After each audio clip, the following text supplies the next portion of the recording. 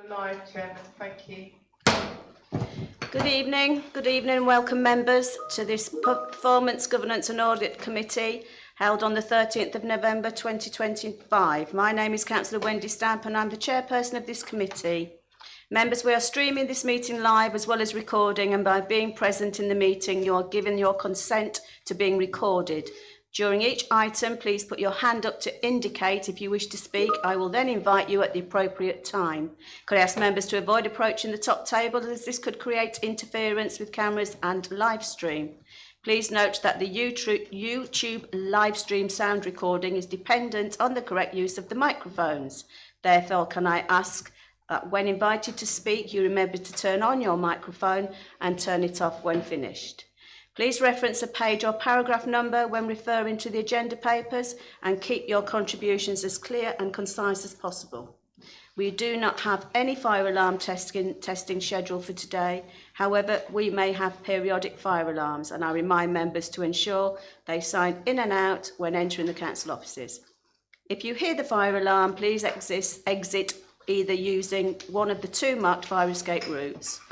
Once out of the building, please proceed to the designated muster point located on the grass verge by the police station.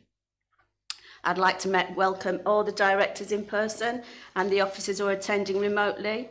I'd like to welcome Emma Larkham from KPMG, she's in person as well. I'd like to also welcome Aaron Winter, who's in person, and all the directors. I'd also like to welcome Councillor Fittup, Councillor Morgan and Councillor Lagan, who are not members of this committee, but you're more than welcome and you're welcome to speak. Councillor Morgan is going to be speaking and I've agreed to move agenda item 9 up to the first item of business because he's got an exceptionally busy day tomorrow and I hope that's agreeable to all members. Thank you. Tara, can I have apologies for absence, please? Well, yes, Chairman, thank you. Apologies were received from Councillor Neal. Thank you, Chairman. Thank you. Agenda item 3, members. It's the minutes. It is recommended that the minutes of the meeting held on the 18th of September 2025, found on pages 5 to 20, are approved as a true and accurate record. I so moved. Do I have a seconder before? Councillor Pratt, thank you. Mr. Smith, did you want to raise something on page 9, even though you weren't present at the meeting, depending on what it is and how much I allow you to speak, because you weren't here, but I think you've got an area of concern you would like to raise. Yes, it was to do with the review of corporate risk. I don't mind if I cover it here or... Is it a 2-minute job or a 10-minute? It's a 10-minute. I'd rather we do it later, or if you can send an email in. If you'd been present at the meeting, then that would have been absolutely fine. Is that okay? But we are reviewing the risk register, I believe. We are, all at the moment I'm going through the accuracy of the minutes. Yeah, okay. And it is, what you raised with me is on the minutes. One of the items is on the minutes. Right. Okay. Would you like to turn your microphone off? Yeah, sorry. Okay, so I have a seconder in Councillor Pratt. Do we approve by assent? Agreed, thank you. Right, moving on to agenda item 4, matters arising, found on 21 to 28. I'd like to thank yet again Miss Bird. There's been a lot of matters arising, and I think you've done really well at chasing the relevant officers and getting the responses. So I'd like to thank you for doing that. There's some of these that I think members can come off now, if you've all read them. I've ticked the ones to come off. I'm not going to go through them individually. But I'd like to thank Tara for the one, which is the one 16th of June. It was raised in 2024, and you've finally got a response on the 5th of the 12th. You've finally got a response now, and I think we should remove that because you have contacted Councillor Driver, haven't you? And he's okay with it? Yes, he's aware of the response, yeah. Okay, so members, do we agree with matters arising? Or does anybody want to bring anything up on that? No, let's move on. Thank you. Declarations of interest to disclose the existence and nature of any disclosable pecuniary interests, other registrable interests and non-registrable interests relating to items of business on the agenda, having regard to paragraph 9 and appendix B of the Code of Conduct for all members. Members are reminded that they are also required to disclose any such interests as soon as they become aware throughout the meeting. Members, has anybody got any interests? No, nobody, Tara. We're going to move on to public participation. I've been advised that there are none. So, members, as I said, we're going to move agenda item 9 up.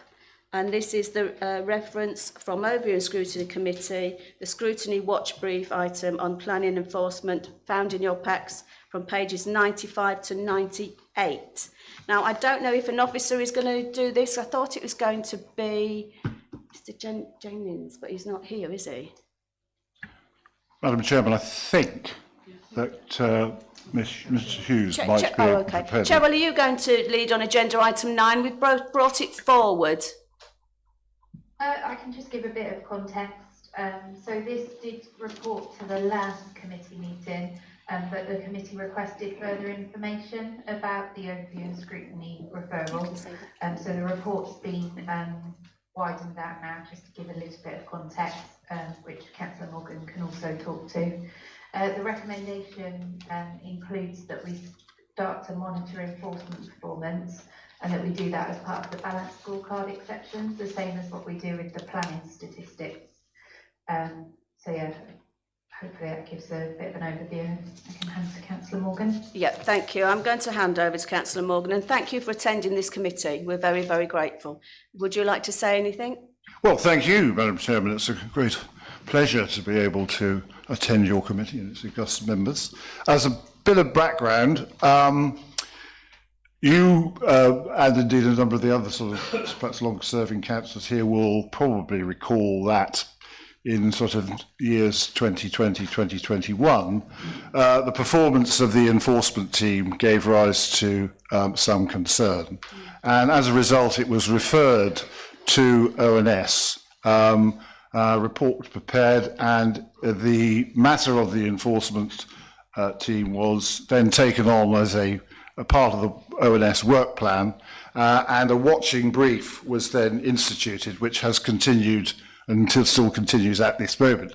But, and indeed, I would like to sort of pay tribute to Ms. Anne Althoff-Shortland, who in fact has been very cooperative in that, and in fact has found the whole process most helpful in giving an area of focus for her and her team to sort of keep up to date and be able to report as to their progress, and in particular the problems they're having with manning and various other issues which are still ongoing.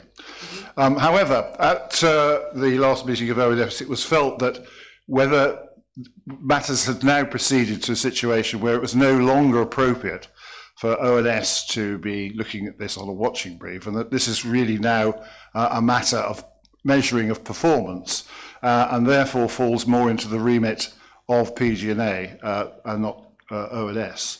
And as a result, members of, obviously, I hope you've seen the report, which I think sets out the situation very well. And basically, we from ONS sort of are recommending that this now is taken on as a responsibility of PG&A. Thank you, President. Thank you. I've just got a question, really.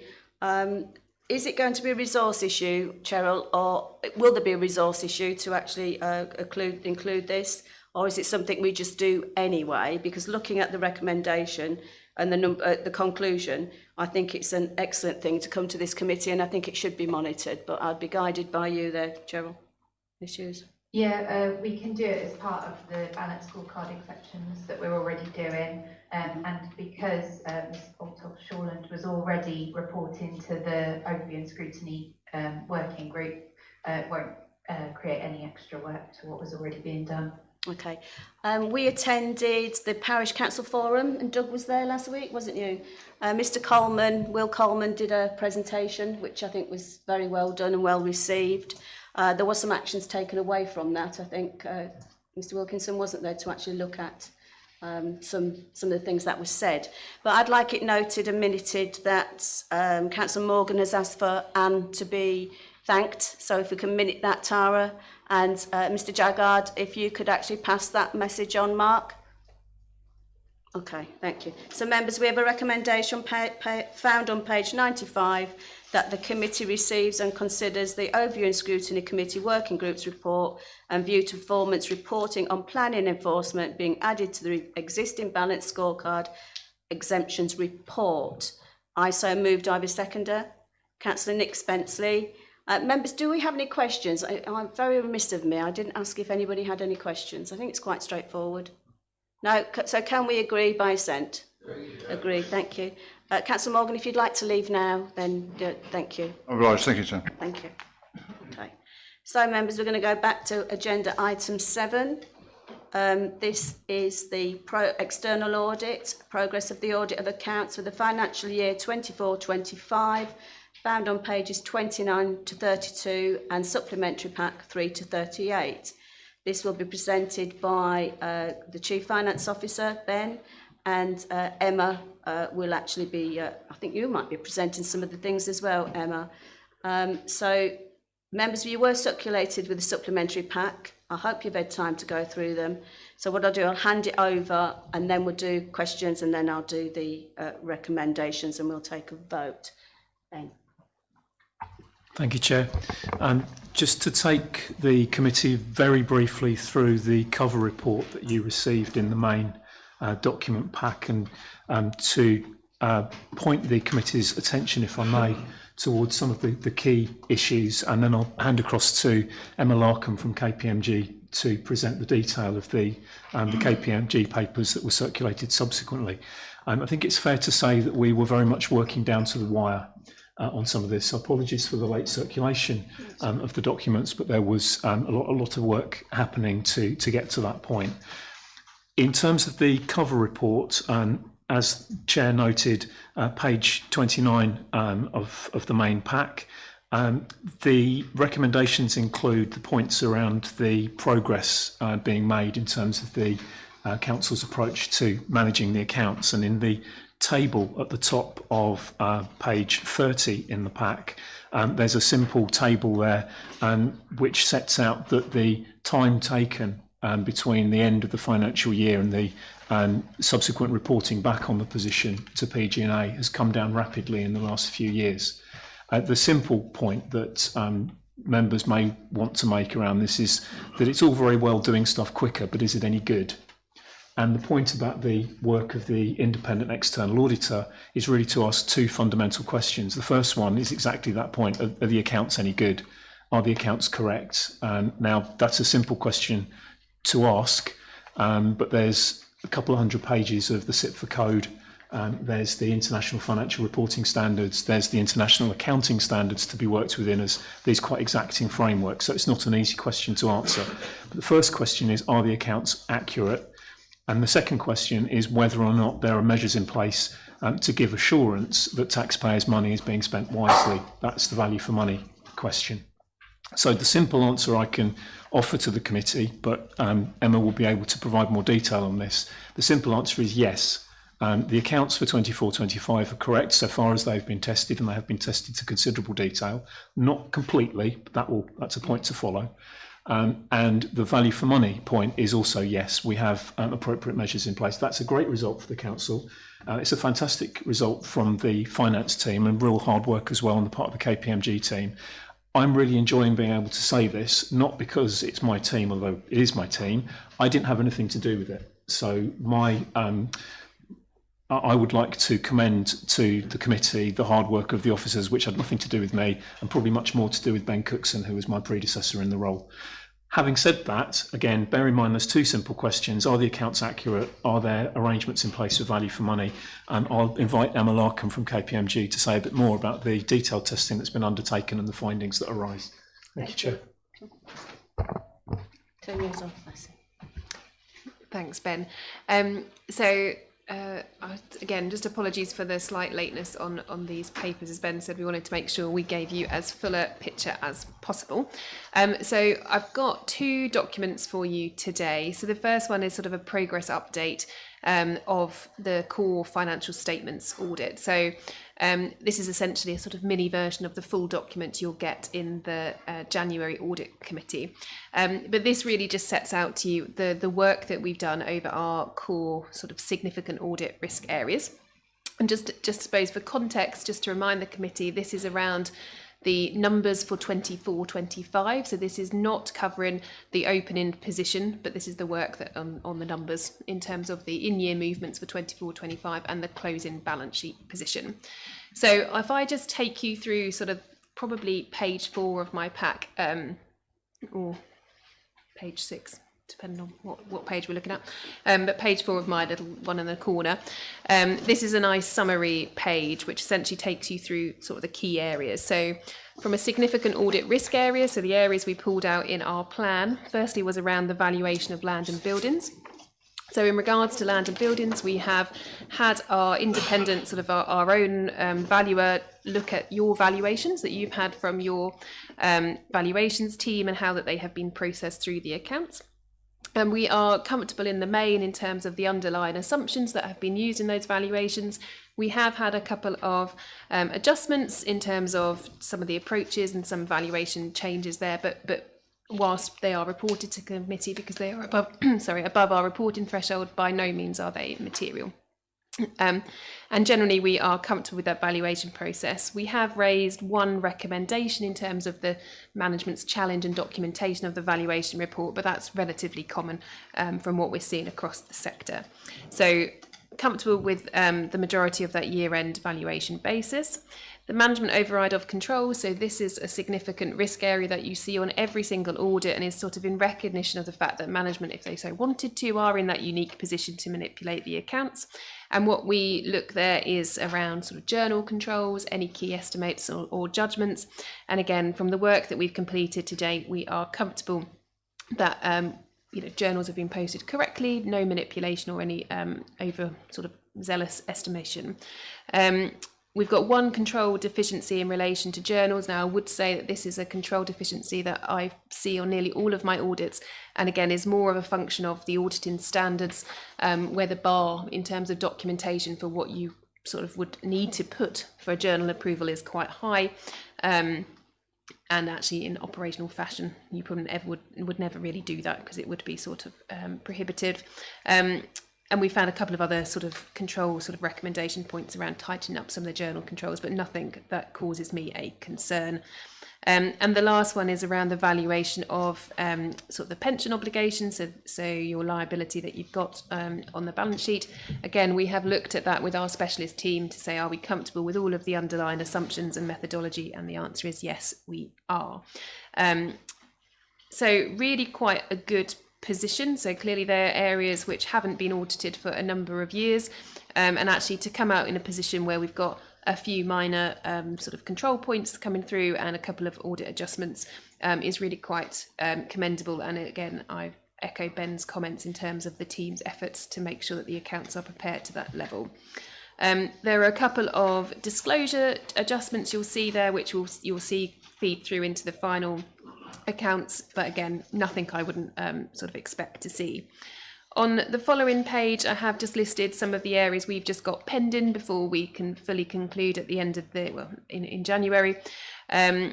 Most of those are sort of just minor tidying up of last sort of queries and working through some of the those final adjustments and also the sort of final bits that we have to do from a closure of the audit perspective. The rest of the report just gives them a greater level of detail in terms of those tests I've just talked through, and also pulls out the sort of our other audit area risk, which was around the adoption of IFRS 16, which was a new accounting standard which came into force this year. We have concluded that work and we are comfortable with the process that management has adopted.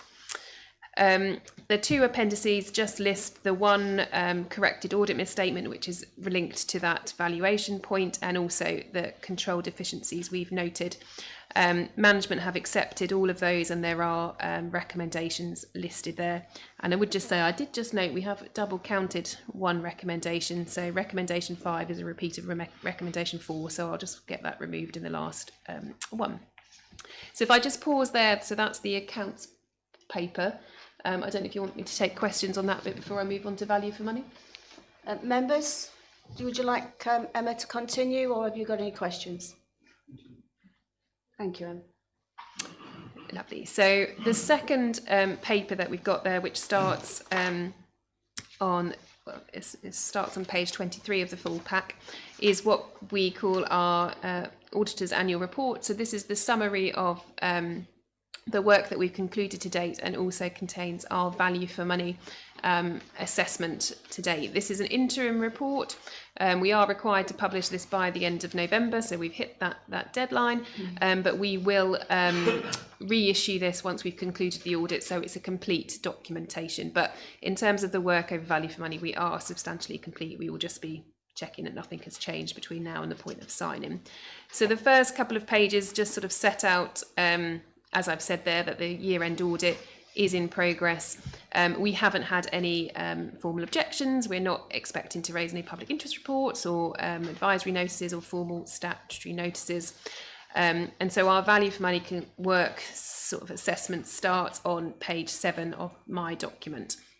So just again, to give a little bit of context, for value for money, we look at 3 domains. So the first domain that we look at is around financial sustainability.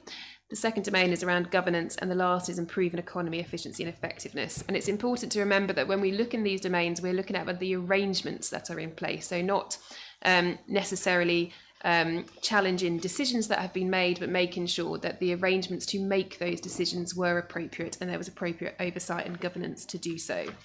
The subsequent pages provide our detailed narrative report. So I'll just take it as read, but just at the headline level for you. So financial sustainability, we are comfortable in terms of the budgeting setting, the sort of overview, the assumptions that have been used, and how sort of those financial risks are managed and seen, and you're clearly in a good position in terms of reserves and how that is overseen. So no concerns around financial sustainability. With governance, we've looked through sort of the risk management process, how that's tracked throughout the years, compliance with laws and regulations, sort of the key decisions that have been made throughout the year, as well as sort of looking through internal audit reports and making sure that we're comfortable that there's nothing significant coming through that process. And we are comfortable there that there is no weaknesses or risks of weakness in those arrangements. And the last area is around improving economy, efficiency and effectiveness. So this is really around looking at how you are delivering services, thinking about how performance reporting is concluded, how monitoring of that is made, looking at savings plans and sort of any partnership working. And again, we are comfortable that there was no risks identified at this point in relation to a weakness there. Now, the last point, which I think is a really positive point, is on page 15 of my report. So last year you did have a significant weakness that was reported. And this was in regards to the sort of production of the accounts and the recognition that there was a significant delay previously in the production of the accounts.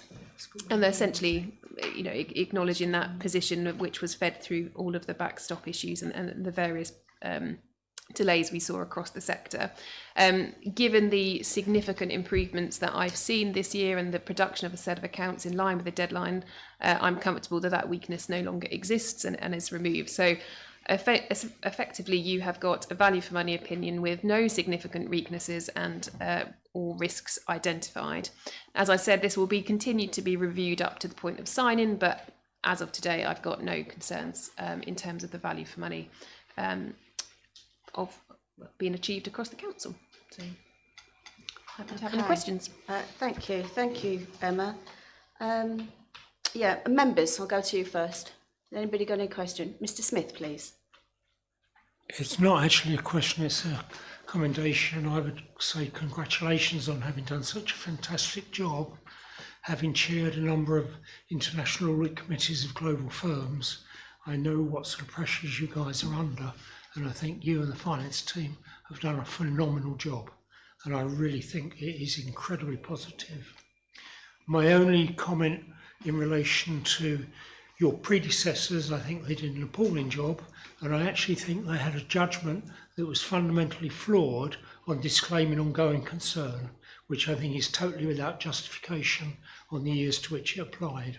If you look at going concern, if you look at whether or not MDC was insolvent, it's a nonsense, and I would like that to be noted.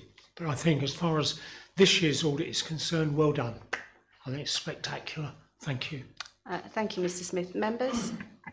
I'd like to raise just a couple of points. There's one, I can't find it because I've had to change papers because we've got updated. So from my pre-agenda papers where I write everything on, I haven't done it. So I have a question on the assets. We had a discrepancy between, and Mr. J, I think you might be able to help me on this because you were there when I raised it at our meeting.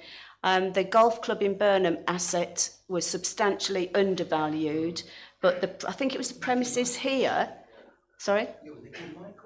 Oh, well, no. Honestly, no. Please, you. It's here.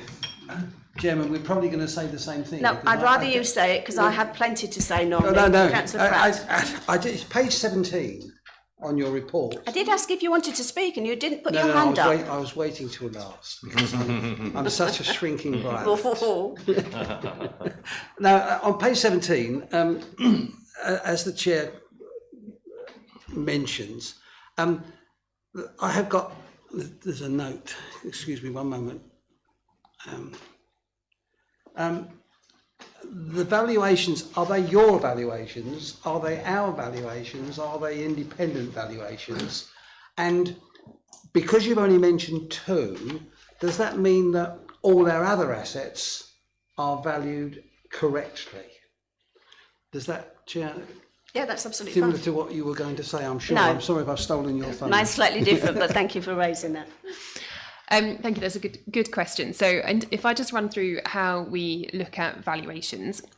So the council gets its own independent valuation for the assets each year. So these are what the valuations we're talking about here are investment properties. So the code requires that investment properties are revalued every year. So that every single year they'll have another valuation. What we do as auditors is say, well, that's a number. We need to get comfortable with that position. So how do we do that? So we have a team internally of valuers ourselves. So they are not. It's not a separate firm. It's part of KPMG. They're a separate team within us, which I rely upon because I'm not a valuation specialist. So I seek my own internal specialists for that.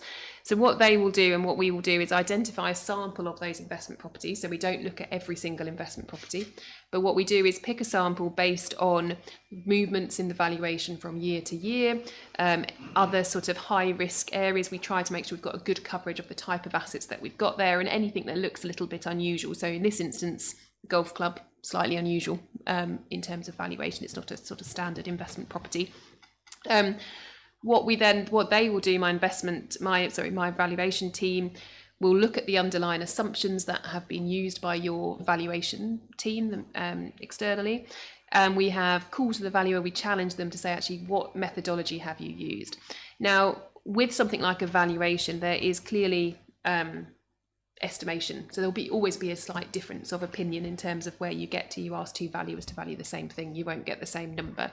The reason we've got differences here, so particularly the land, there was an error in terms of the initial valuation from Maldon's valuation team. So when we had that conversation with the valuer, they identified that, they've gone away, they've recalculated it, and my valuer has sort of confirmed that that's the same position.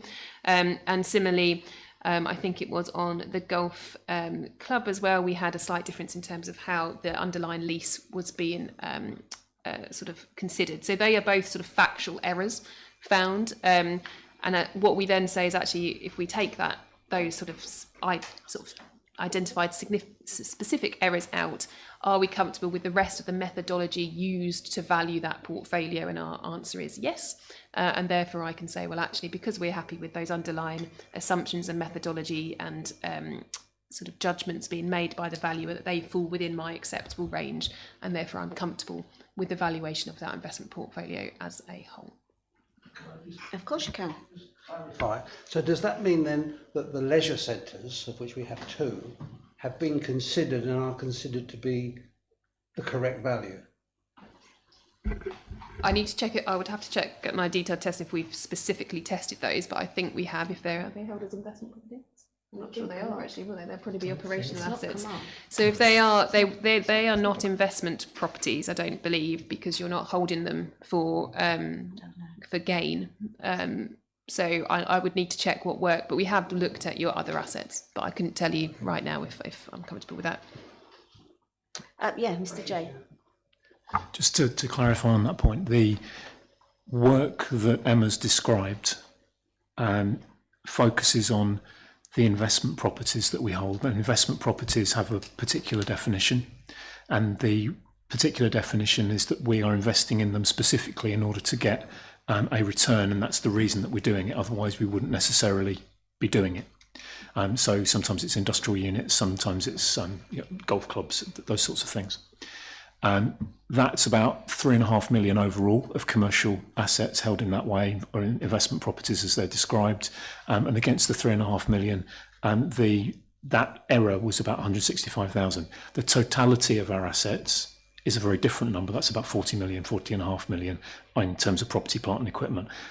I can check and I can confirm for the committee, the leisure centres being part of the normal run of the work of the council rather than being investment properties are classified as our standard property portfolio, and they're held within that wider group of assets. They would also have been reviewed, and the valuation would have been undertaken in an appropriate manner, not at a kind of commercial market-based value. Probably it's on a depreciated replacement cost, which is the usual approach to those operational properties. So operational properties as against the investment properties that Emma's been describing. It's a nuance which is sometimes helpful, sometimes unhelpful. But that's just trying to explain the position. Okay, I'm going to allow Councillor Pratt to come back. Well, it's just that the more you, I'm sorry, members, that the more you That's dig, fine. the more you expose, because we operate the Blackwater the leisure centres as a profit centre, so that it is an investment, and there's no mention of the Springfield Industrial Estate, of which we have got properties where we are leasing units. So I perhaps this needs to be taken offline. It's going to bog us down. But I believe there are many assets that we own as a profit centre, and I'm not sure whether my naivety or my misunderstanding of finance regulations, it just is me struggling to understand where we're coming from. We've picked out two where I believe there are a lot of others, and I can't see a list that says tick, yes, that's worth this, tick, that's worth that. So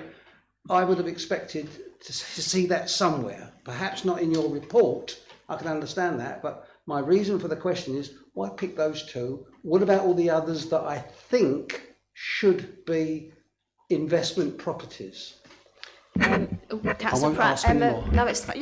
You're more than welcome. Emma did say, and the recommendation, one of the recommendations was that we actually employed specialist valuers, didn't you? That was recommended because of some of the nuances of what you're actually raising. And before you come in, the reason, what I was going to say about the golf club, and where I agree with you with Springfield as well, because I had a little in my head as well, was if it's been well undervalued, what, if anything, does that affect on the lease or the value when we're renting these out? Does it actually, if say for example the golf club has been undervalued by 200,000 and we do a small lease, as in they only pay X amount of money a year, if it's of a higher value, should we be charging out more, or should we be charging out? And I'm just trying to understand, same as you, about the level of something, and if it goes across the council, are we being fair to others? That's what I'd like to ask. Mr. J, I think, does Emma want to come first? You go first, Emma, and then Mr. J, and then I don't know if did Doug want to speak? No, Miss Holmes after that. So just to come back to you on the Springfield industrial site, so we have reviewed that one, so I've just checked for you, so we are comfortable with the valuation of that one. So then we don't look at every single investment property, we look at it, that isn't what Audit does, it looks at a sample basis, but I have just checked for you, so the investment properties is in there. In terms of your comment there, in terms of does no understatement mean that you should be charged it more, that is a decision for the council in terms of an operational perspective. The valuation is the valuation based on, in terms of the golf club, it'll be driven through, it is future rental, so that will have some impact on there, but that's how that valuation has been done, based on an expected rental, not necessarily the actual rental. Okay, so, thank you. Mr. J. Thank you, Chair, and thank you for the question. I think it's really important, because when we're dealing with the property asset base of the council, it's important to get an understanding, and I'm quite happy to entertain any questions around that on the basis that members need to be reassured that we're approaching it in the proper way. My sense of what a proper way of approaching it is, Emma's way of approaching it, your own view, that they could all be slightly different, and the point is about sort of talking it through and making sure that we understand each other, so I'm quite comfortable with it.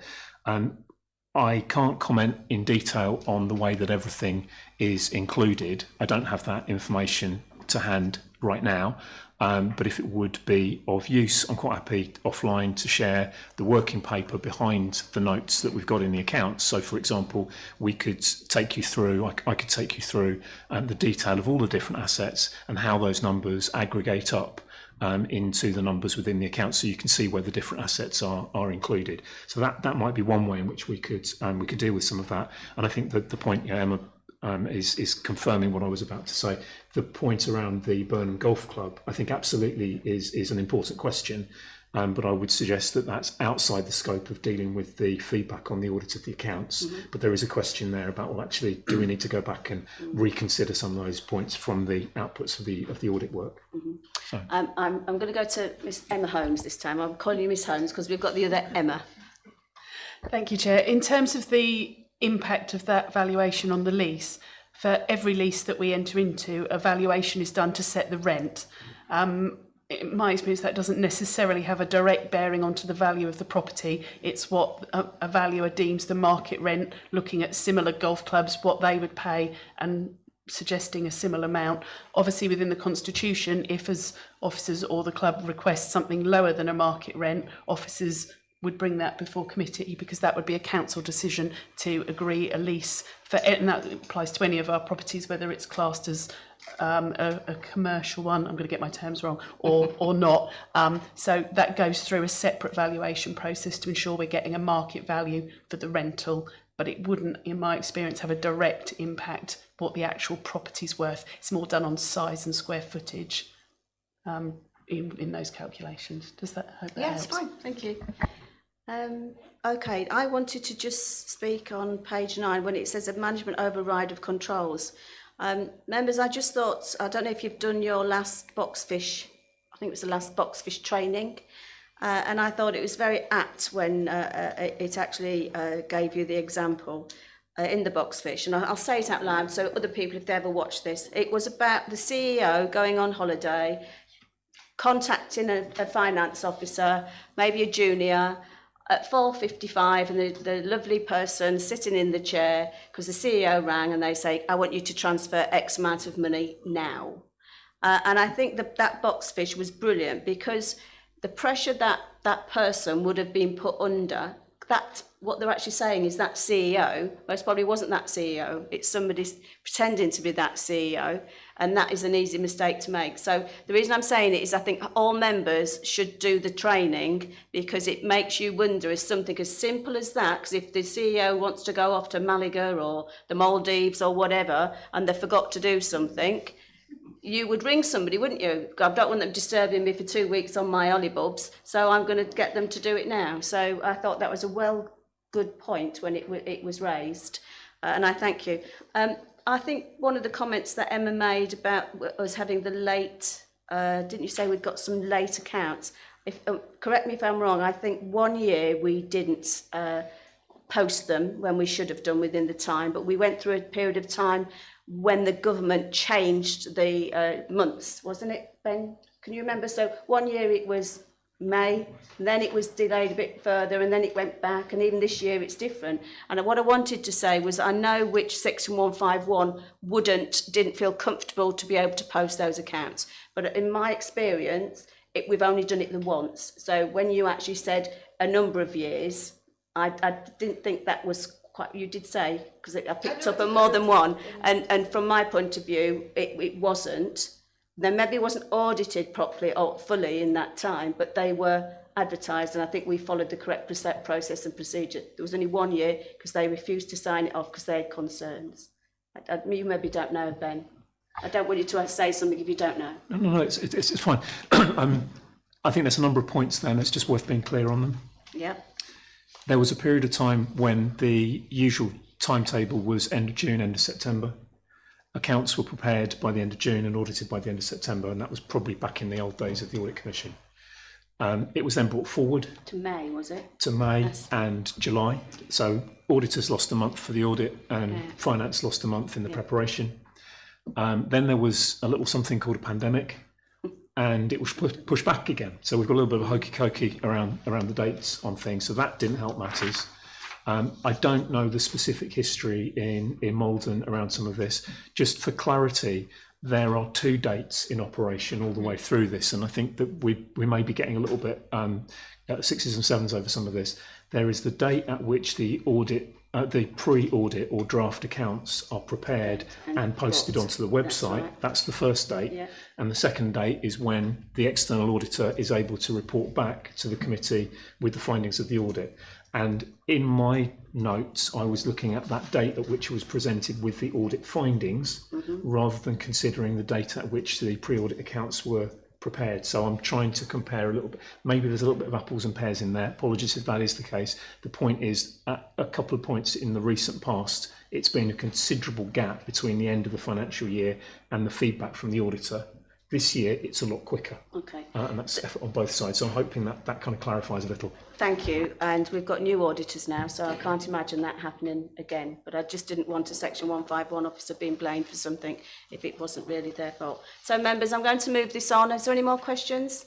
So I'm going to go to the recommendations found on page 29. The recommendations are that members consider the findings presented by the external auditors, KPMG, and note the status of the draft of the report, draft final or similar, and next steps arising. That's little 1. So little 2, that members note the good progress previously reported to the Finance Working Group based on the feedback received from KPMG, as well as the significant pressures placed on officers in responding to queries. I so propose. Do I have a seconder?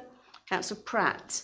I'd also like to thank Emma, because Emma joined a working group, finance working group meeting online, and which she didn't have to do. So she's actually been going above and beyond to try and help us to make sure that we're doing everything good and properly and explaining it fully. So I'd like to extend my thanks and everybody who's on that committee. Well, maybe not everybody, but who was actually there at that committee.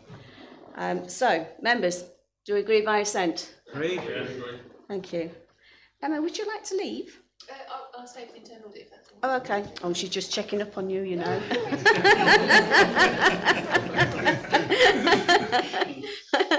Right, you've been patient, sitting at the end, thank you. Come on then, so agenda item 8, members. We move to the internal audit. I'm going to move on to Ben to present this, please. Thank you, Chair. Just a couple of remarks from me. So, as we have had in previous meetings, Aaron is here from BDO to provide an update on the work of the internal audit process.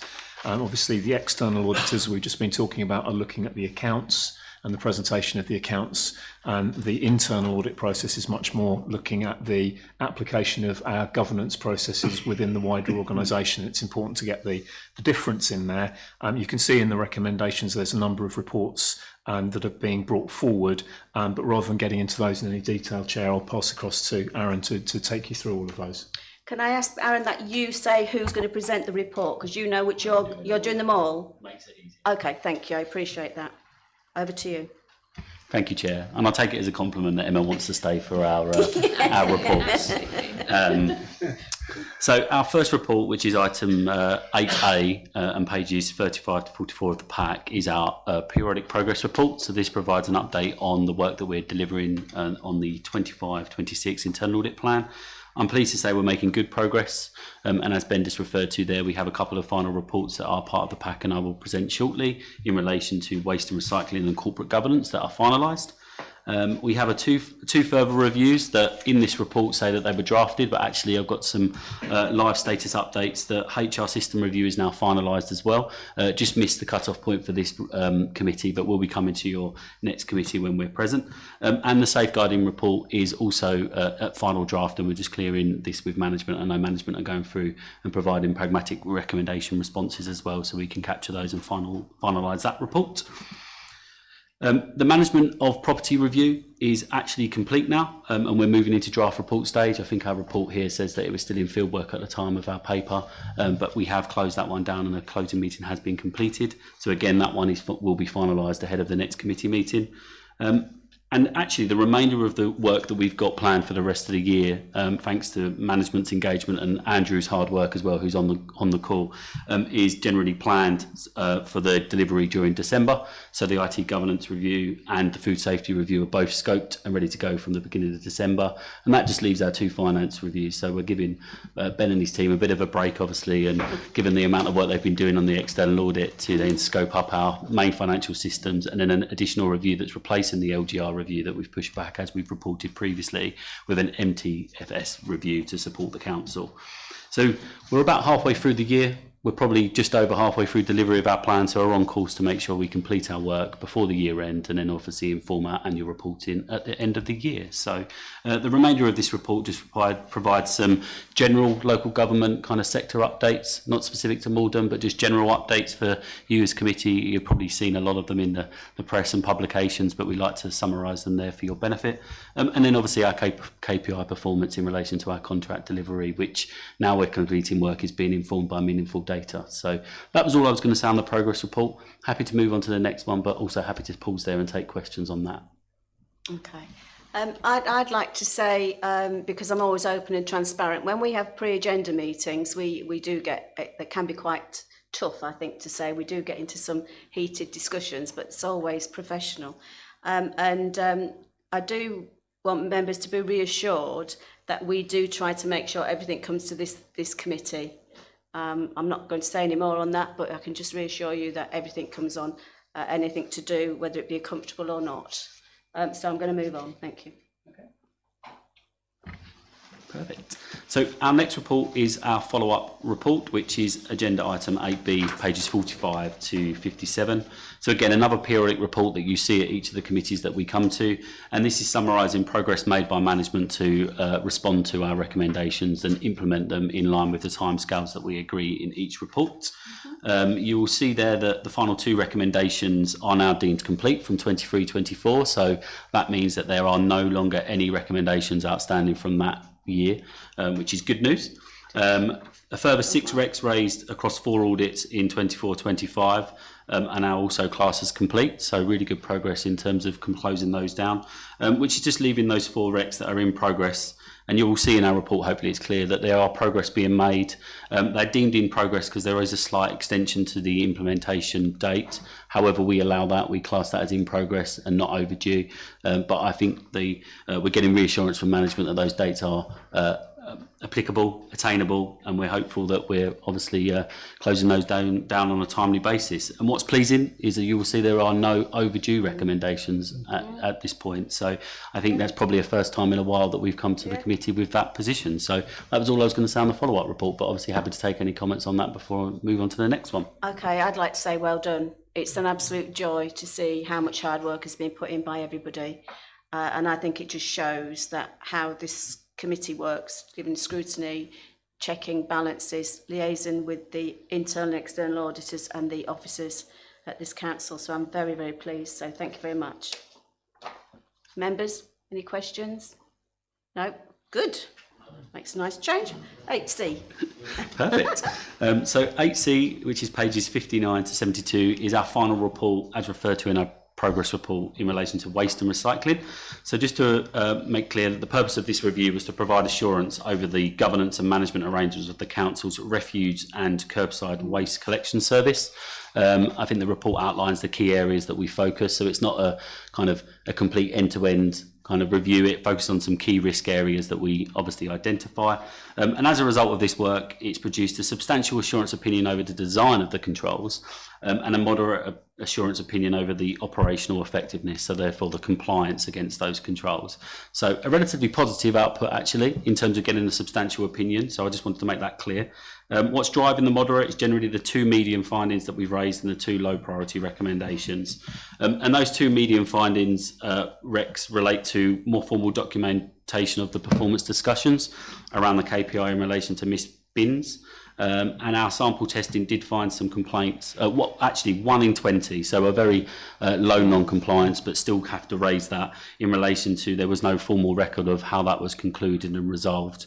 And then the 2 low findings are more minor points to enhance the governance arrangement, so therefore don't pose a significant or an immediate risk, but just there to flag to improve the control environment. So that was all I was going to say on that report, but again, happy to take any questions, as is Andrew, who's on the line. Brilliant. I think when we read this originally at the meeting, I think Carol Love and her team worked really, really hard. And to say how many bins they empty in the district every week, in rain, shine, snow, hail, whatever, they do a very, very good job. And I think they've acted on the findings anyway already, haven't they? They've actually put into operation. Sue, is this your area, Sue? Would you like to say a few words? Because they do work really hard. And I had an incident last week of a problem, and it was sorted out within an hour. So, I mean, it wasn't a complaint. It was, well, maybe it was a complaint, but to me, an issue had happened, contacted the team, and it was done there and then. So I do think we need to actually congratulate the teams because when they work really hard, because it's very easy for people to complain because their bin has been missed. I mean, goodness me. Anyway, Sue, over to you. No, I'd just like to echo the comments. Yes, it is a great service we provide, and it's really good to see that there are a relatively small number of recommendations, and all of those recommendations have been closed off prior to this report coming. So yeah, really pleased, and a big thank you to all the staff. Members, has anybody got anything? I'm sure you get complaints as well, because I think we all do at some stage. Councillor Lagan, welcome. I don't think you've attended my committee before, have you? But I don't oh, you have, but not very often. No, yes, but this is an important one. I think to read the report and to look at the performance indicators that are coming out, and a service as big as Sue's, I think, Chair, you've said it, and I think Sue Green has said it as well. And as an ex-head of a service, refuse service, with bins being put out afterwards and then being claimed as missed, it's very difficult to miss them. I think Sue is really just didn't need to be underpinned, and the work that Carol Love does as an officer for us is exceptional. And as you say, Chair, the response that we get given as members when our residents contact us is probably second to none. So again, just generally to say thank you for an amazing service, well delivered, well managed. It's well appreciated across the district. So it's very pleasing to see these results. Thank you. Lovely, thank you, and well audited. Okay, members, we're going to move on to 8D. Thank you, Chair. So the final report in our pack here from us today is the Corporate Governance Review, and this is on pages 73 to 93. So the purpose of this audit was to provide assurance over the operation of a sample of working groups to support the committee structure to ensure they were fit for purpose and obviously delivering on the outcomes required by the council and the governance arrangements. So, and obviously we've already mentioned one of those working groups at an earlier point. So the audit also did look at the application and the controls around the scheme of delegation as well to ensure that that was being complied with. So as a result of this work, it also offered an opinion of substantial assurance over the design and moderate over the operational effectiveness, and 2 medium findings and 2 low priority recommendations. I can assure you we didn't just copy and paste from the previous report. They were different conclusions. The 2 medium findings that we did identify, which included one of the members, we could not identify that they had completed their chair in meetings training. The records didn't show that, and also you will see there that we did identify that the non-compliance or low completion in terms of the box fish training and e-learns for members as well. So we were flagging that. Obviously it's very vitally important that those are completed on an ongoing basis, especially when you are performing potentially additional roles and responsibilities as chairing such groups like these working groups. And then we identified some governance elements there that needed improving around the formal terms of reference not being up to date, and obviously ensuring that some of the actions that are being captured are recorded and followed up as well. So all of those being actioned will obviously help improve the governance arrangements, albeit we did identify a substantial design opinion. This was more about the operational effectiveness in relation to those. And then finally, the report also benchmarked this council's scheme of delegation against wider other Essex authorities. And again, this was more just to give that comparison to say, is it right? Is it fit for purpose? It may be, and I think I'm aware that the council are looking at the wider scheme of delegation anyway, so hopefully this will be helpful as part of that work. So that was all I was going to say on that report, Chair, but happy to take any questions. Okay, Mr Smith, you had a question, didn't you, on this? Yes, again, it's not as specific on this. I'm just concerned, and it's not a criticism, that as we move forward in LGR, which I still think is the management of that is the biggest issue going, what is going to happen on governance then? Because at the moment, our present governance structure will not fit the model as being proposed. And I just wonder who will take the lead on that, because at the moment, we have this mix of supervisory governance, executive style governance. Most of our governance is organised on a geographic basis, which I assume will change. I don't know.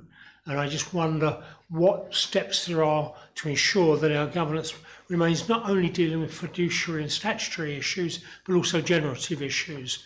I'm delighted that at the moment our governance is as it is and is strong, but I'm concerned that as we move forward, you can't just plant this model elsewhere, and you've got to look at how it's going to work. And I don't know who is running with that responsibility. Okay, I can say something, but Doug, do you want to say something? I'll start. I can start for 10. A really good question, and I haven't got the answer. I would say I haven't got the complete answer. Probably haven't even got the start of an answer at present. Governance is clearly one of many areas that districts and the county across the Essex system are going to have to grapple with over the coming next 2 years. As senior officers, chief executives and monitoring officers, chief finance officers, we are starting to get together to try and work our way through the myriad of challenges. Develop some work streams, take some leads, but really collate all the different types of governance across the Essex system until we get a decision from government on what the model is going to look like across Essex, whether it's a 3-unitary, 4-unitary or 5-unitary model. It's difficult to sort of get into the detail, but we're starting to have those conversations and thoughts. I don't know whether the monitoring officer wants to speak about from a monitoring officer's perspective. I'm going to go to Ben first and then Miss Holmes. You can speak. I'm quite happy not to speak. Thank you, Chair. And yeah, I agree with Chief Exec that a really important, very big question. And neither I nor the Chief Exec are able to sort of put a clear answer around that. However, what I can say is that, and it's quite timely as a question, literally in the last week, there has been clearly some discussion which is filtering down to the Essex Finance Officers Group as a result of discussions, I believe, at the Chief Executives Group. And we're starting to look at, so what are the things that we can do before there's a government announcement? What are the things that we can begin to do, or we'll need to wait until after a government announcement, and we've got a better sense as to which councils we're going to be partnering with as we go forward. So there will be much more detailed work which will be coming forward in the coming months, which will help us to put together some plans around exactly how all of that's going to work and be taken forward. I think there will be, I'm sure, more reports coming back to this committee and other committees in the coming months, which will reinforce that point. But I suppose it's just to reassure you that there is work underway. I'm happy to take the conversation offline and provide a bit more detail on that if that would be helpful. There isn't a lot of detail at the moment, but we're starting to do, in the best tradition of local government, we're starting to create some very big lists of things that we need to do. I think rather than have to take it offline, what we could do is a periodic update at this committee. And then it's easier than having little meetings here, there and everywhere. So somebody, we can just have an update, really. Emma, I can call you Emma now because the other Emma stopped. Okay, thank you, Chair. In terms of governance, I think the only thing we probably do know is that the new structure will be in the form of a cabinet structure, because the government has legislated for the removal of a committee structure. So that overarching decision has probably been made. But similar to the Finance Working Officer Group, monitoring officers across Essex are also meeting and discussing and making lists and looking at what that new structure might look like. And in due course, once we know, my expectation will be draft documents for that new authority to consider in looking at all the aspects of governance in terms of delegated decisions, policy documents, constitutions will be drafted and put to that new executive body for them to make a decision as to how they wish to function going forward. Okay, members, Mr Smith again and then Councillor Pratt. Yeah. Sorry, thank you for that. I do think it would be helpful to have an update. Against that, I would just give a couple of concerns. Public sector is notorious for not dealing with transformational change. That's not, well, it's an observation, it's a criticism as well. But I don't think it's helpful when we have documents going out saying there'll be a 380 million saving over the next 15 years. Because at the end of the day, that's got to suggest there's a budget there. A budget is the only, if you like, the financial representation of a plan. What's the plan and where that figure came from? Is it just, is it just a delusional figure? I think you need to look at all the information for the cases 5, 2 4s and a 3. And some of the information that's attached to that may answer some of your questions, but it's down to how deeply you go to look into it and your interpretation and your belief whether those figures are actually going to come to fruition or not. Sorry, we could talk about this for the next 2 hours, but I'm not I'm not going to do it. Sorry, where do you this think committee. I should look to get that figure? We have shared everything on our websites here. It's on many local parish and town councils' websites, so they've got access. It's on the Local Government Association websites, and it gives you all the plans, and a lot of the documents are on there. I'm sure it is, because I looked at it Tuesday and sent it to the clerk at Burnham last night. Thank you, that's helpful. Yeah. Yes, Chair. We will have there'll be a link from our website, which I can get someone to email the link to you, Mr Smith. Yeah. Yeah. Okay. Councillor Pratt and then Councillor Spenceley. Thank you, Chair. On page 84, it is a continuation of what we've just been talking about, because it talks about the unlikely event that we will have another election.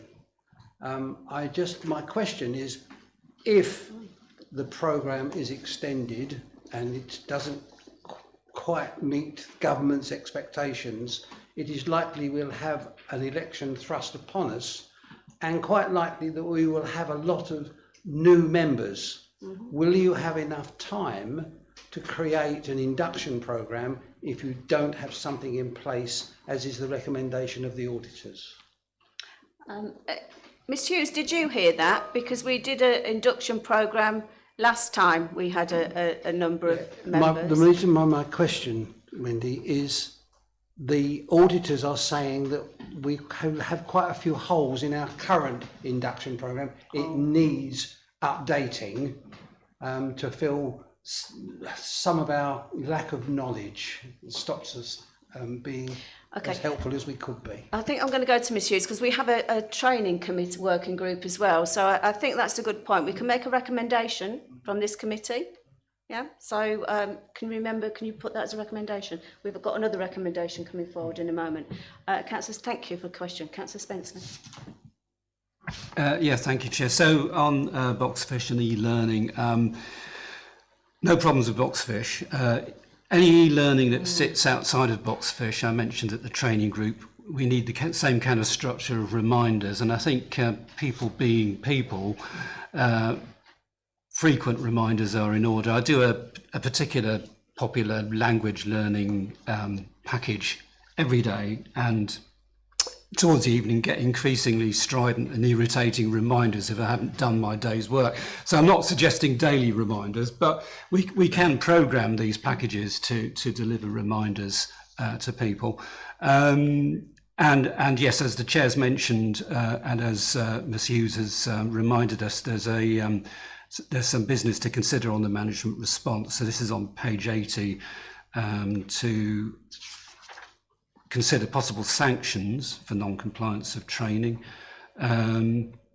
So I'm going to hand back to the chair on that one. Okay, so members, if you turn to page 80, there is a management response. As part of the report review, the PG&A committee may consider to recommend to council that non-compliance of training and possible sanctions, such as the removal of IT access, to be explored again.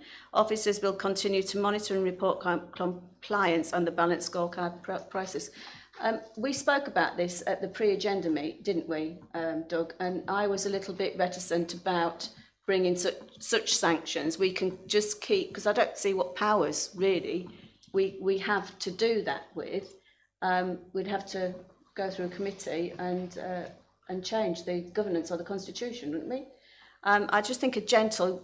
Doug's very kindly with me sending out reminders of emails, but we did also say, you know, we maybe need to look at giving assistance to people who maybe need it when they're actually looking at the computers, because we know just recently the amount of councillors who's had problem with their laptops couldn't even do them if they wanted to. So I think it's a bigger question here, and I don't believe in beating members with a stick.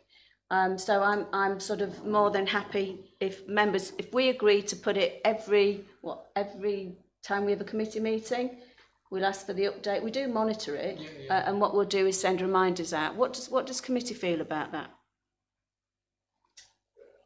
Councillor Bassinger. I agree with you, Chair. I don't think sanctions are a good idea at all. I think a gentle reminder is far better way to go with this. And I think people will, if they are reminded, as Councillor Spencer has said, you know, it's very annoying to keep getting little pop-ups, but eventually you think, okay, I'll do it. And so I think that would be the way I would like to go anyway. I think that's an excellent idea. Councillor Bound. I just feel it would be counterproductive to remove that from a council, but rather to go what you're suggesting, to remind us to keep up with the training and give the rest of it. I think the idea of a pop-up on your screen is great. Councillor Siddle-Norman. Yes, thank you. Is there a list of them, of all the training? Is there a complete list? Yeah, when you click on Councillor Siddle-Norman, and I think this is an example, I hope you don't mind me saying, where if we could maybe arrange when you're coming up a little half an hour or to actually do some more, maybe here with an officer or somebody who could help, because it is all online and it's very difficult sometimes for people to access it. Well, the thing is, I have no problem accessing it. What I'm trying to say is, they pop up and I think, oh, I'll do that one. But I don't know what I haven't done, if you understand. No, it is actually, it is on there. One second, Councillor. It is there and it tells you how many you've done. A little screen comes up. Oh, yes, it tells and it will tell me how many I've done. Yeah, well, if you've got some showing on the screen with a little box, it tells you what it is. Oh, They're right. the ones you haven't done. Oh. But if Well, there is a I drop-down haven't seen arrow, drop-down box, and I think that tells you what you have done. Right. And you can also collect certificates if you want to print them off for your own record. I think that's my understanding. I'm quite happy to be corrected. But if you do need any further help and support, I'm sure we can arrange it. Yeah. Well, I mean, I quite enjoy doing I know them. you. I know you do them. It's just finding them. Yeah. Okay. Well, I think members, we've suggested that we have it pop up somehow. I don't know if that can go to IT. So what I'm going to do to move it on, members, because the next item may take a little while to deal with. So the recommendations are you ready to jump in case I missed one? The recommendations are that the committee considers comments and approves the following. Little 1, progress report, November 2025 at 8A. Little 2, follow-up of recommendations report, November 2025 at 8B. Little 3, waste and recycling report, September 25 at 8C. And 4, corporate governance final report, October 2025. Now, I'm going to move those on block. Members, I propose, do I have a seconder? Councillor Spenceley, do we all agree? Agree. Right, now before we actually just close off, are we going to put a recommendation forward to council regarding training? Thank you. Tara, did you get the gist of what we're suggesting? So we're going to have to try and contact IT to see if there's a little pop-up thing that can come up on councillors' screens to remind them to log on to Boxfish, because this committee wants to recommend that it will come here every 6 weeks and it will be updated to who has and who hasn't completed their training, but can we look at having a pop-up that comes up? Because it comes up as email, but I don't believe it comes up on your laptop, as in do it. Yeah, yeah. So, and I think that would be very useful for members, and it only goes off when you've completed it. Members. So that's fine. Just in relation to the who has and who hasn't completed training, we'd have to consider whether we can actually look at that information in the public domain. Well, we won't have to do it by names, but we can have it here. I'm not going to name and shame, but then it's something the Chief Executive and Chair of PG&A can send, if need be, another email and remind us that they really should do it and for the reasons why. And we could always send them a link to this committee and make sure they watch it. Members, do I have agreement by assent? Okay, thank you. Well, you can all go now. Thank you very much for your time and safe journey if you're driving anywhere, because the weather is not very pleasant. So let's give them a chance to go, members, and then we'll move on to agenda item 10.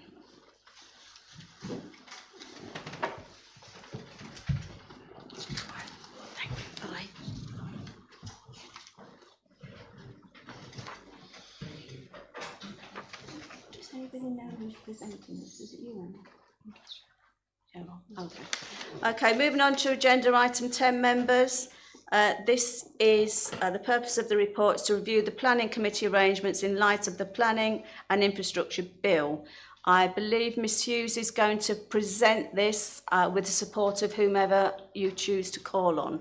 So if you'd like to present the information and the papers, please, Cheryl. So this is a report of the working group of Performance, Governance and Audit Committee. The report sets out that there's legislation due to come in around planning committees. And what the working group has looked at is how we might get legislation ready, thinking about statutory annual meeting of council being the 14th of May. And how we might move to a single planning committee so that we are compliant when the legislation comes in. So the report sets out that although we could wait until the law comes in, there's going to be quite a lot of operational work to make this change. And so the reason for the recommendation of this coming forward for statutory annual is so that it can be part of the annual reset. The working group considered several approaches to this. The legislation itself is likely to set out a limit to a maximum of 11 members on a single planning committee. The working group looked at that and felt that actually if we're going to move to one planning committee ahead of when the legislation comes in, that it should be of all 31 members. But something else that the working group looked at as part of the possible changes is that if there is a reduction in size, how do we keep the ward member role? And you'll see at Appendix B to the report a suggested update to the public speaking protocol so that when a planning committee does exist of less than 31 members, the ward members also have a set role in that committee.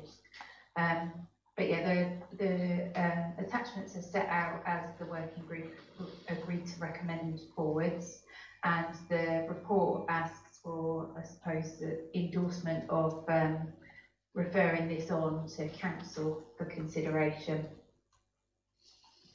Okay, I'm going to do something I don't normally do, and that's read the recommendations out twice. So I'm going to read them out now, and then I'm going to read them after the debate. So the recommendations to full council will be that little one, that the terms of reference for a single planning committee are adopted as at Appendix A, with a suggested implementation date of the statutory annual meeting on the 14th of May 2026. Little 2, that the public speaking protocol at Appendix B is adopted as a way to help continue ward member roles in planning decisions to come into effect from the date that the number of members on the committee number, it's quite word, isn't it, reduced to less than 31 either by a decision of council or by legislation, or little two, three, that 3 weekly planning committee meetings start at 7 p.m. are included as part of 26-27 schedule of meetings. Now, members, I'm going to open this up for debate. Who would like to speak on it? Before you speak, I'm going to call you head of planning. You've got a long title, but you're head of planning to me. Mr. Jaggard, would you like to speak before I allow members to come in? Thank you. Are you muted? Oh, you can tell you're new. So, I'm not usually that well behaved, but thank you. Yes, on Appendix A, under Part 3 terms of reference, it refers to under paragraphs 1 and 2 various thresholds for applications coming to the planning committee. What I noticed coming in is they don't reflect what is the normal definition of major development under the Planning Acts. And so my suggestion would be to align it at this stage, if members were happy to agree to that, to reflect the standard definition of what major development is, which is under the Town and Country Planning Development Management Procedure Order, 2015, and replicated in other documents since then. And it's a minor change. For residential development, it would be 10 or more homes, or where it's not clear for residential development, where it's an outline, for instance, it's half a hectare of land. For non-residential development, it means 10,000 square metres for the same, or for non-residential development, it would be 1 hectare. So it's just the key change is going from 9 dwellings to 10 dwellings. But I think that would assist the transition, because that is likely to be what the new Act will say. Before I go to members, why are we going to align when we don't know what it's going to say, and why are we not aligning with what we do now, please? Well, the logic is that the bill refers to major development, and this is the national description of major development. So I'm not imagining that when it becomes an act, it will refer to anything else, or that major development would be defined in any different way. Okay, I'm going to open to members. I've said my point. I do think we need to do what we do. But anyway, Councillor Fittock, please. I mean, I would tend to agree with Mr. Jaggard on that. I mean, yeah, 10 is what we would normally regard as a major development plus. So I think that's just 9 or under was almost like meaning 10 as a stepping stone. And the other elements, personally, I don't think there's any major issue for us, because they're relatively rare circumstances that they come forward anyway. I guess I have a sort of couple of concerns really. I mean, I could understand the principle of trying to get ourselves in a position for potential legislation. We don't know what the outcome will be, but there is consultation on it. But I do have sort of the concern is that, I mean, given the situation we're in terms of not being able to demonstrate a 5-year housing land supply, and given that currently any departure from plan would require us to, as members, to determine the application, it might well be as we move forward that the amount of business coming through one planning committee becomes very, very significant in terms of volume. So I'm a bit concerned that that one committee with all the potential departures from plan that are likely to happen might be overwhelming. The other thing I've got a bit of concern about, and that's proposed change to the wording, which is on page 104, which at the moment it would seem from the wording that if the change of use of a major site were to be proposed, that would have to be presented to members for determination, whereas that seems to now be being taken away to say that if the principle of consent has been granted on some space, then that can then be determined, if you like, by delegated powers, as opposed to it coming through to members for determination in terms of that change of use. I mean, perhaps Mr. Jaggard could clarify that. I'm trying to check the paragraph. Are we in Appendix A, page 104. Yeah, just before, I think it's under paragraph 3. I mean, I've tried to read out what it says. It says, for the Yes. purpose of this proviso 5, applications for development of strategic interest shall include applications establishing or varying the principle of development, but shall not include variation to conditions of approval of reserved matters. So, i.e., it wouldn't include section 96As and things like that. But that would imply that, I mean, give an example, a retail area could potentially, if deemed to be of strategic interest, just be changed to a market housing development by delegation. And/or, I mean, I have to state this. I mean, we have a controversial development, for example, that's out there, that's a retirement village, and that implies that that could come back under delegated powers and just be change of use. That's just an example, but I'm trying to understand what that changes in terms of the delegated powers. I can understand in principle why, but there could be some quite significant public interest generated from a delegated decision on a major strategic site. So I'll go to you, Mark, first, and then Cheryl. But basically, I think saying it's going to be undemocratic. Mark, would you like to comment, and then I'll go to Cheryl.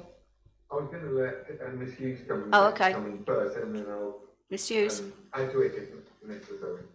Yeah, so the only reason that that's been removed is because proviso 5, which was at the top of page 104, was all around where things get referred between area planning and district planning. And because there will be one single planning committee, there won't be that referral mechanism. So the reason that that text's been removed is because proviso 5 refers to matters coming back to the district planning committee. Yeah, but that's, sorry, I sort of get that, but that's in relation to the strategic sites, is what it's saying. So, I mean, in terms of strategic interest, it's over 75 units. And it looks like that was in there to prevent a section 73, for example, coming forward that's determined solely under delegated powers, because the principal development is allocated on that site, and they might want to change the way that site is used. I mean, I might be wrong. That's what I want clarification on, because that looks like what it's changing. Ms. Hughes?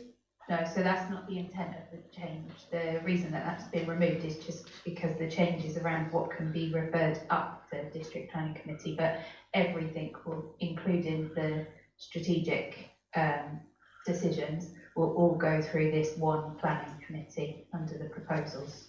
Well, if Councillor Fittock can interpret it as that, would the developers interpret that as well? And could we get into difficulties if we're not clear? I'm going to go to Miss Holmes. One second, Tony. Yeah, so the part excuse me. So part 3 says meetings of the planning committee will determine all applications for the development of a strategic interest, and then lists them prior to that piece being removed that was about that swap from area to district.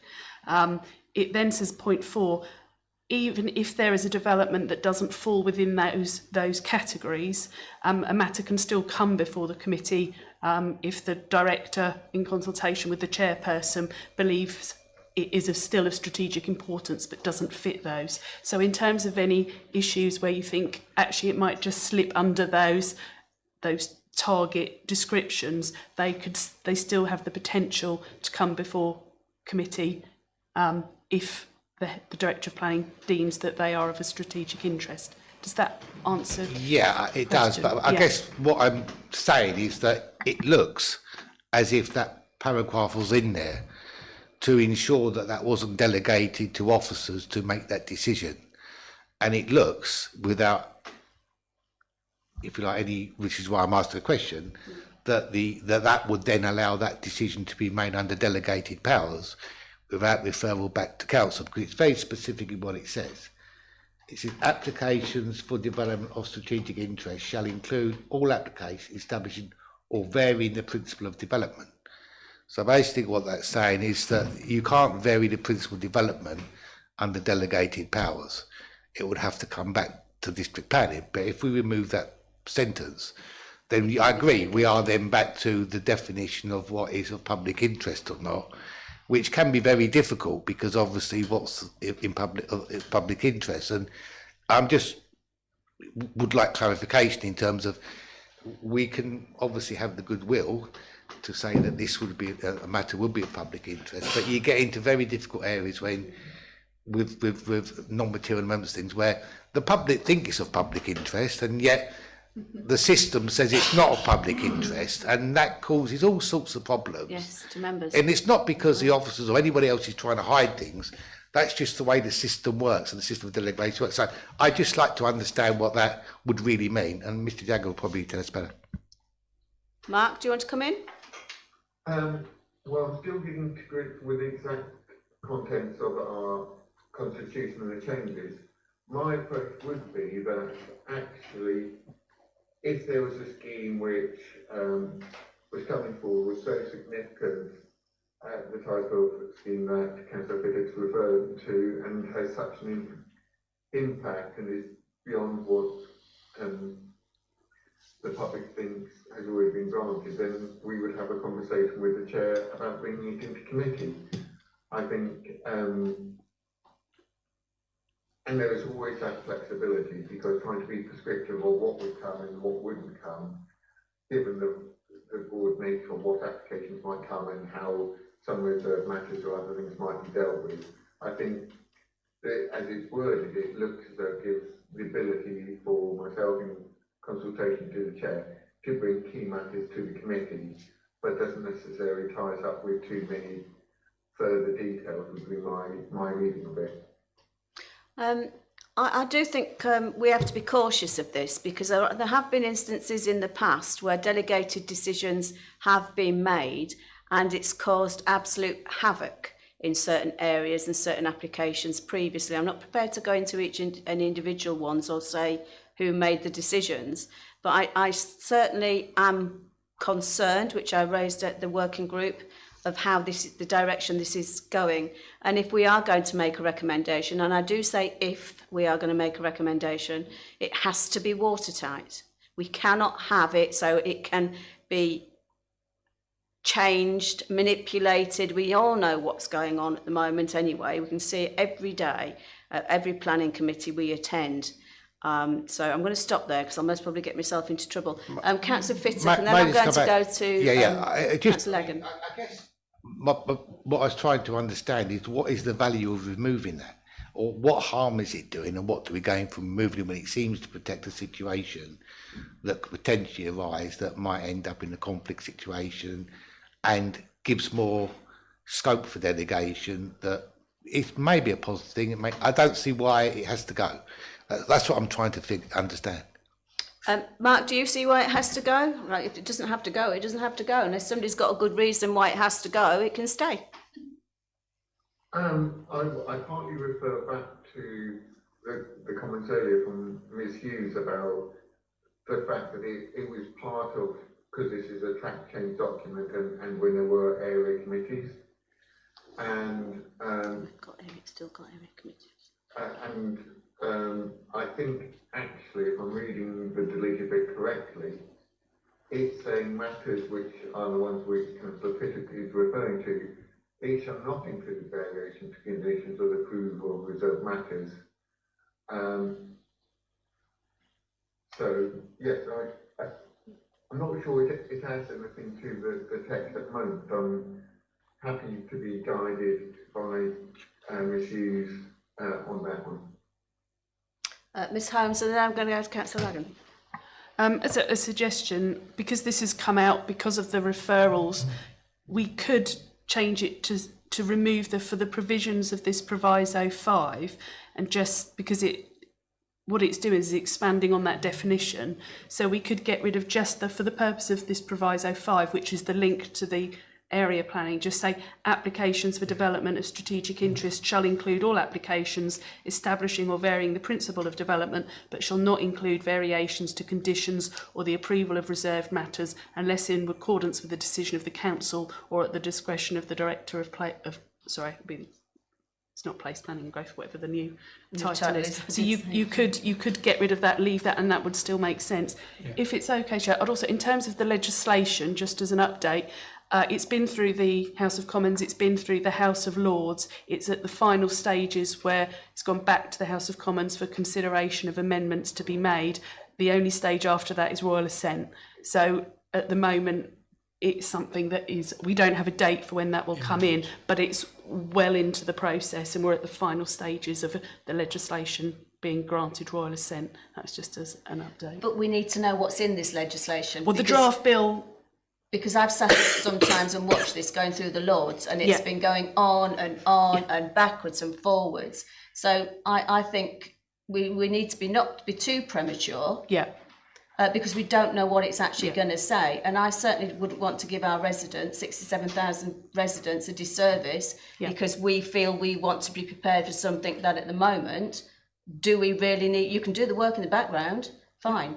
But I mean, for me, we need to be cautious of saying we want to rush this through because we will only get questioned by our residents and say you have made decisions which aren't necessary at this time because it's operational. I'm not being difficult to say you shouldn't do it operationally, but we are the receiving end of emails and conversations and telephone calls. I'm going to come to you after Councillor Lagan. Councillor Lagan, please. Thanks for letting me speak, Chair.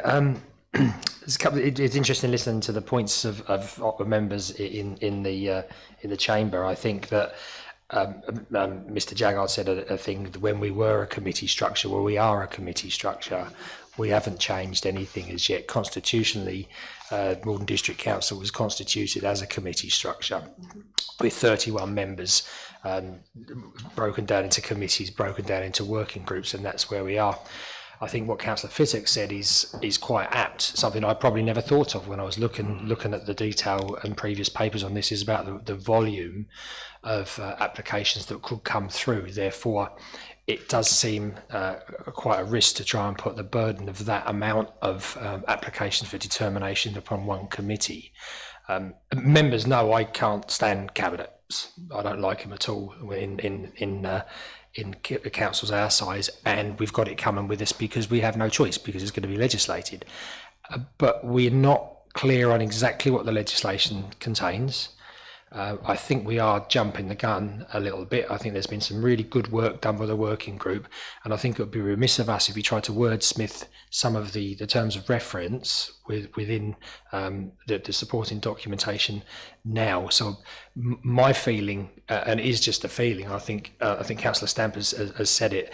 It's something that we should go in the background to look at this once we're really clear on what we're facing, because we know what we know at the moment.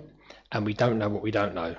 We assume that it may come with 11. It was a recommendation that was put in under previous consultation, but we simply don't know that yet. So I think for surety of good decision making, good open democracy, we stay with the status quo, because doing something that you've done is not a problem. It doesn't weaken our position. It just gives us more time to make sure that when we do come and we do have to move, that we've got a robust model and a plan in the background.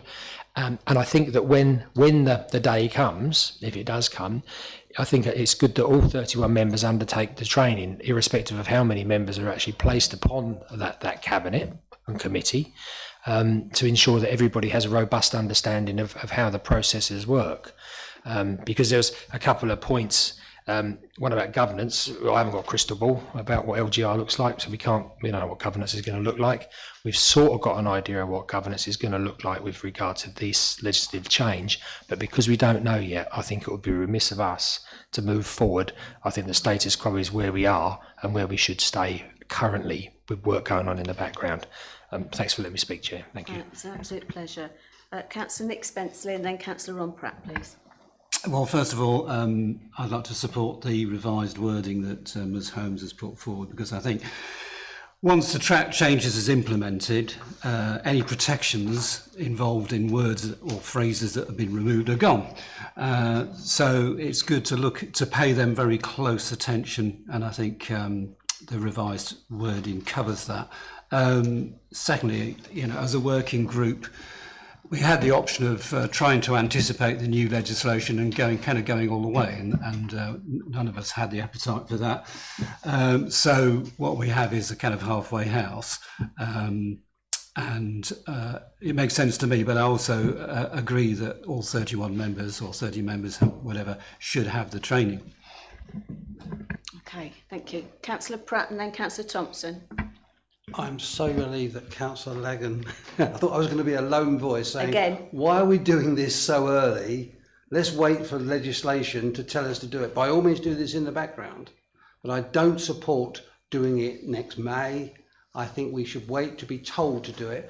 We brought this proposal in various shapes and forms to this room many, many times, and members have always shouted it down.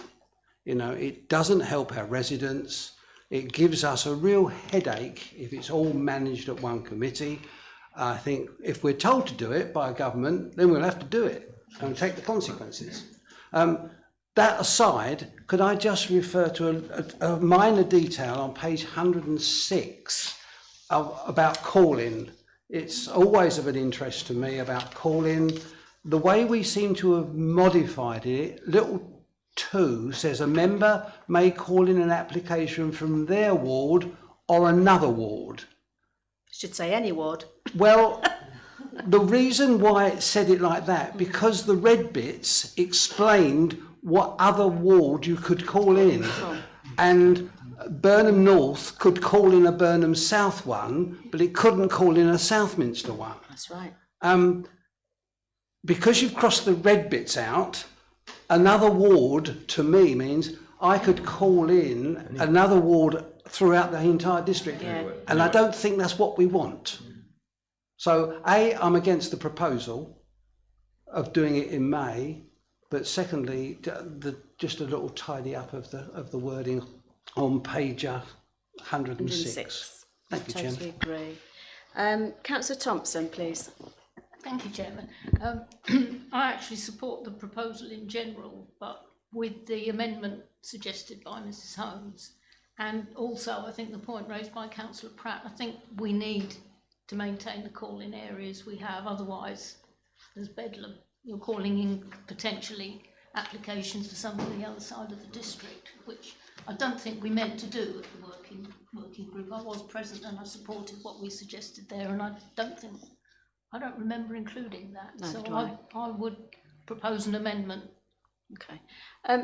Ms Holmes, do you want to come in before I?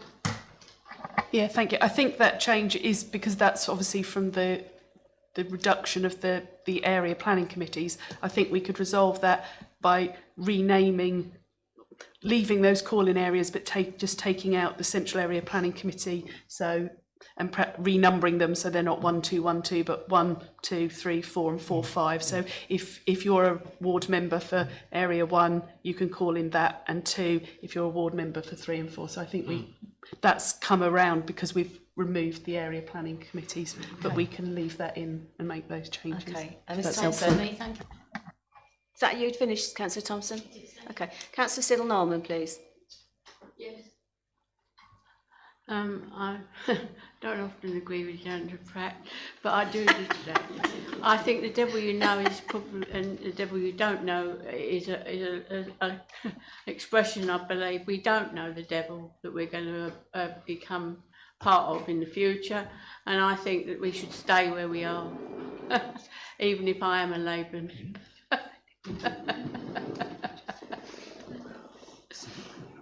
Thank you. Thank you, members. Have we got anybody else who wishes to speak? Because I'm in two minds about what to do here. I don't think, and I'm guided by you, I don't think it's ready to go to be recommended to council. There's too many questions and queries on it.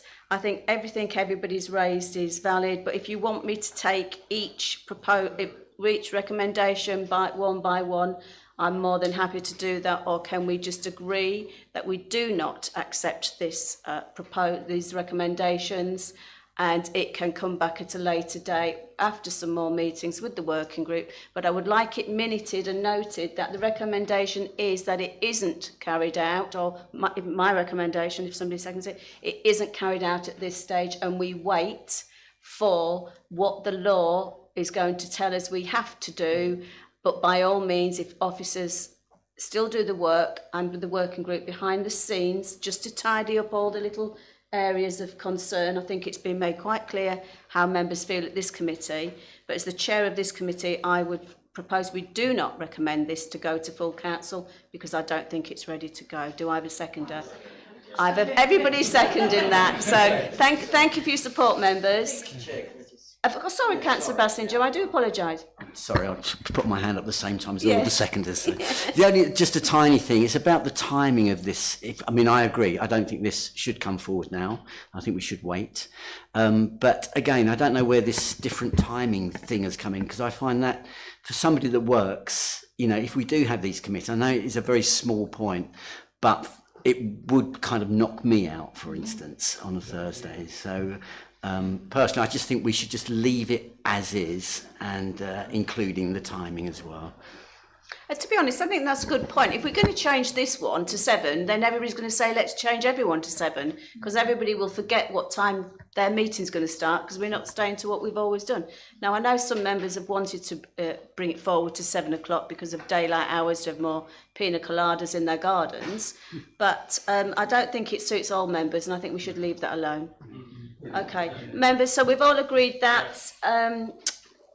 Thank you very much, and very, very good points made by everybody. Sorry, just a quick question. I know, sorry, the screen in front of you's gone down, sorry. I know.